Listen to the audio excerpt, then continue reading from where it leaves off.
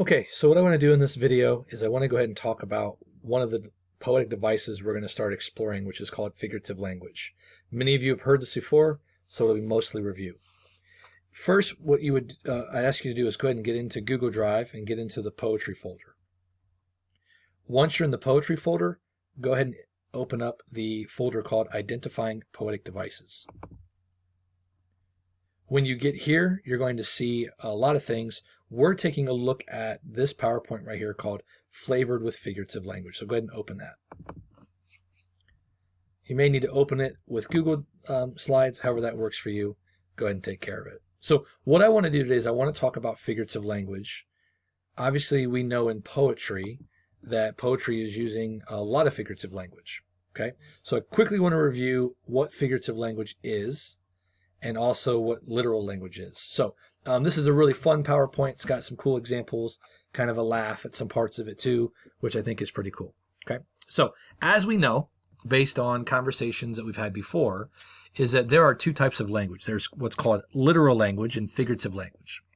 So let's first establish the difference and review it. So first of all, literal language refers to words or phrases that mean exactly what they say. So if you're chewing gum, you blow a big bubble, somebody pops it, and you say, "Oh, you just burst my bubble." That's literal, okay? That means that they popped the gum that was in your mouth that you were blowing a bubble with, okay? If somebody says that's cold, it probably means something temperature-wise. So literal is exactly what it says. The opposite of that is figurative language, which we want to explore today. So figurative language is words or phrases that mean something different or something deeper than the literal or actual meaning of the words. So we're having a surprise party for Lucy tomorrow, and Lucy, the next day at the party, says, "When Mary told me about my surprise party, she burst my bubble." Well, Lucy didn't have a bubble to burst. She wasn't blowing something. So burst my bubble means something deeper. That's actually an expression which we'll explore later. So figurative language, if we were to say that's cold, that could mean harsh, disrespectful, rude, unkind. Okay, so literal versus figurative, we need to make sure we understand the difference. Poetry actually will use a blend of both. Okay, so let's talk about some of the figurative language devices that are used. Okay, this is my favorite. It's called an idiom. I actually use a lot of these in class, which I'm sure you've probably heard before. So an idiom is a saying whose meaning cannot be understood from the individual words in it. So it just wouldn't make sense if we didn't understand the deeper meaning behind it. So for example, somebody were to look at us and say, "The apple doesn't fall far from the tree," in our family, that doesn't really make a lot of sense unless you understand the deeper meaning of it. So what that means is we're similar. Our family members are similar. Or somebody said, "I heard money grows on trees." If somebody were to say that, if you think about it, "I heard money doesn't grow on trees," that doesn't make a lot of sense. But what it means is you want to earn money, you got to go out and you got to do the work. Think about this. If you were to say to somebody, "Sleep tight, don't let the bed bugs bite," they might be looking through their bed before they jump into it, before they sleep, because they're worried that there might be bed bugs in there. We know what that means. That means have a good sleep, get some rest, rest up. How about this one? It's a really rainy day outside, and somebody says to somebody, "It's raining cats and dogs outside." Well, somebody who doesn't understand that expression might then turn around and be looking for cats and dogs falling from the sky. So these idioms are expressions that mean something deeper. When we say it's raining cats and dogs, we mean that it's raining really hard outside. Idioms are also a cultural thing. So not everybody has the same understanding of these words. So for example, somebody from China may not understand our idiom of "it's raining cats and dogs." If you were to say that to somebody in China, they might look at you like, "Oh my gosh, where are the dogs and the cats?" and be really worried that they're falling from the sky. So idioms are also cultural. Love is in the air. Doesn't really make a lot of sense, but we know what that means in a deeper sense. Monkey see, monkey do, hear no evil, see no evil, speak no evil. That's an idiom. Monkey see, monkey do. We don't necessarily in other cultures understand what that means, but we do in our culture. So, an Indian culture from the culture of from the country of India might have different idioms that we wouldn't even understand. Somebody says break a leg. somebody from the theater culture would understand what that means. That means good luck tonight in your performance. But somebody who is not in that culture would be kind of like, wow, that's rude. Like they're hoping that somebody gets hurt. So idioms are expressions that mean something more than what the words mean. So here's some examples. It's raining cats and dogs. We've been over that one. Don't cry over spilled milk. Okay, you're the apple of my eye. The early bird catches the worm. Imagine saying that to somebody that does not understand what that means, right? Or somebody says, this is going to cost me an arm and a leg. Wow. Like they're going to cut off your arm and leg in order for you to buy this. So you can see how these expressions work. Okay. I'm going to skip alliteration because we're not going to spend time on that one right now because it's actually a sound device. Okay. But I do want to talk about personification. So personification is one that you've heard before. This is when we give a personal or human quality to a non-living thing. So for example, we would say the wind whistled through the trees. Okay. Well, first of all, the wind isn't actually whistling. Only you and I can whistle. Okay. Humans can whistle. Nobody else, nothing else living can whistle. I've never heard a dog whistle, never heard a cat whistle, I've never heard a tree whistle. I have heard humans whistle. Okay, so we're giving the wind the human ability to whistle. Okay, so we've heard this before. Okay, here's some examples of personification. The stars danced playfully. No, they didn't. They were shining brightly and it probably were twinkling. Okay, she did not realize that opportunity was knocking at her door. No, opportunity was not knocking at the door, but there was an opportunity that presented itself. So we're giving opportunity the human ability to knock. Okay, my other favorite here is the thunder grumbled. No, it didn't. It made really loud noise probably, right? The sun glared down at me from the sky. Again, we're giving the sun the human ability to glare, right? The ocean danced in the moonlight. No, it didn't. It was probably wavy, and the moonlight was probably reflecting off of it. The phone awakened with a mighty ring. Again, we're giving the phone the ability to sleep and to wake up. So personification is giving something that's non-living a human quality. Next, we have a very common figurative language device called a simile. A simile is a figure of speech that compares two unlike things using the word like or as. We've read and learned about similes when we were itty bitties. I'm as busy as a bee. Again, we're comparing our busyness to a bee in the way that a bee operates. So I'm comparing my busyness to a bee using the keyword as.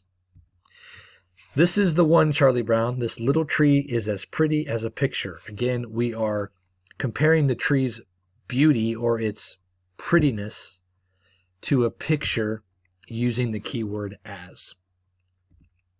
Here's some examples of similes. Tough as nails. Again, we're comparing toughness to nails using as. Light as a feather. We're comparing the lightness or the weight of something to a feather using as. Slow as a turtle, hungry as a pig.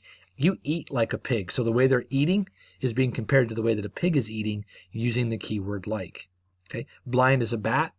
We're comparing their eyesight to the eyesight of a bat using the keyword as. So these are comparisons. And if you think about it, some of these comparisons just don't really make a lot of sense because we're comparing two things that are kind of unlike.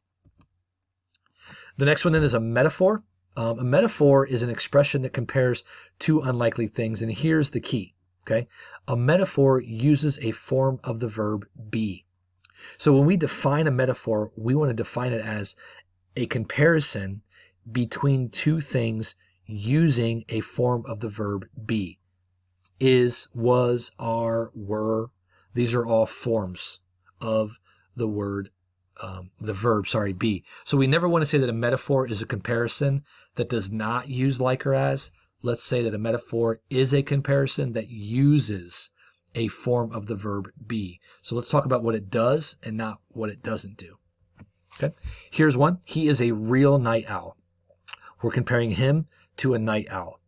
The driver is such a road hog. So again, we're comparing the driver to a road hog using the keyword is. The book is a journey. We're comparing the book to a journey using is. Here's one that you've probably heard before. The football game was a battle. Man, that game was a battle. You should have seen those two teams fighting it out on the field. So the football game is being compared to a battle in war using the keyword was. Okay. My toes are ice cubes. My sister is such a nut. My brother is such a bear in the morning, right? We're comparing two things using a form of the verb be, right? The next one we want to talk about is onomatopoeia. Onomatopoeia are sound words. These are words that make sound. So, for example, ribbit, right? That is the noise that a frog makes, so we spell it out. Okay? Words like smack, buzz, screech, ring, clip, clop, bam, crash, beep, beep, ah, woo. Those are all forms of onomatopoeia. So onomatopoeia are sound words. Okay? An oxymoron is a contradiction in terms. Okay? So a giraffe were to say, my friends call me Shorty. Okay? An example of an oxymoron, these are great, by the way. An open secret. How can a secret be open? Or act naturally. Well, how can I be natural if I'm acting? Right? Man, he's pretty ugly. How can you be pretty and ugly? Right? Give me an exact estimate. Well, an estimate by definition is not exact. Right? Man, they are clearly confused. Well, how can you be confused if you're clear? Right? Working holiday, same difference, tragic comedy, the living dead. These are all things that, if you go back and look at it, are contradictions. Okay? All right. The last one that I want to talk about that's not on the slide is something called a hyperbole. As we know, a hyperbole is an extreme exaggeration that's used for effect. Okay, your parents, I guarantee you, have talked about this and used hyperbole with you. Okay, think about this for a second. Have you ever had your mom say to you, I must have told you that 1,000,000 times? Okay, first of all, Mom, God bless you. I love you. Please never tell Mom this, but no, Mom, you probably didn't tell me that 1,000,000 times, but you're saying that you did to make a point that you've told me this before. Okay, how about this one? I am so hungry I could eat a horse. Eating a horse in one sitting is physically impossible. You would die trying to do that. Okay, so we're exaggerating the amount of hunger we have by saying we could eat a horse. How about this one? Oh my gosh, if I don't find my cell phone, I'm just going to die. Unless you're searching for your cell phone in a pit of snakes or running through fire to try and find it, you're probably not going to die if you don't find your cell phone, right? So these are exaggerations that they're used over and over again, right? To make a point, right? She talks so loud she could make me go deaf. Probably not, unless she's like screaming in your ear using a megaphone on a microphone, with some huge speakers in the background. So a hyperbole is another type of figurative language device that we also want to keep in mind. So keep that one in mind as we go through our assignment. So quick review of our figurative language devices. Want to be on the lookout for these as we move forward. My next video is going to explain the homework assignment and how we do that.